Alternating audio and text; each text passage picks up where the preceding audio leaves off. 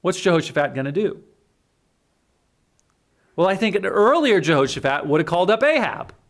Ahab's dead. Would have called up Ahab's son. Right? He would have called in his allies. He would have tried every human trick in the book. But that's not what Jehoshaphat does. Notice what he does. This is powerful. Verse 3, and we'll read down to verse 13. And Jehoshaphat feared and set himself to seek the Lord, and proclaimed a fast throughout all Judah. Remember, there's an army at the gates.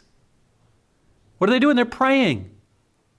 And Judah gathered themselves together to ask help of the Lord. Even out of all the cities of Judah, they came to seek the Lord. And Jehoshaphat stood in the congregation of Judah in Jerusalem in the house of the Lord before the new court and said, O Lord God of our fathers, art not thou God in heaven? And rulest not thou over all the kingdoms of the heathen? And in thine own hand is there not power and might, so that none is able to withstand thee?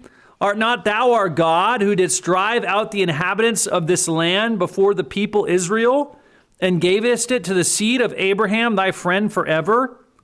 And they dwelt therein, and have built thee a sanctuary therein for thy name, saying, If when evil cometh upon us as the sword, judgment, or pestilence, or famine, we stand before this house and in thy presence, for thy name is in this house, and cry unto thee in our affliction, then wilt thou hear and help.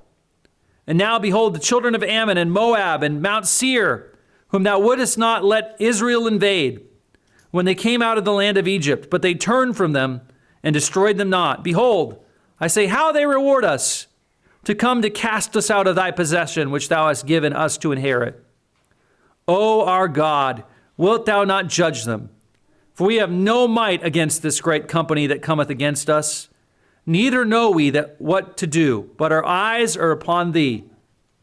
And all Judah stood before the Lord with their little ones, their wives, and their children. Listen, they have their back against the wall. They're about to be destroyed by this army. And where do they look? They look to the Lord. They pray.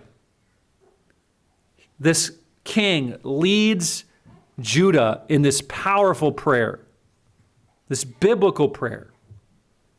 And they decide, we're not going to go for human help. We're going to trust God in this. And God's going to take care of us. God's going to deliver.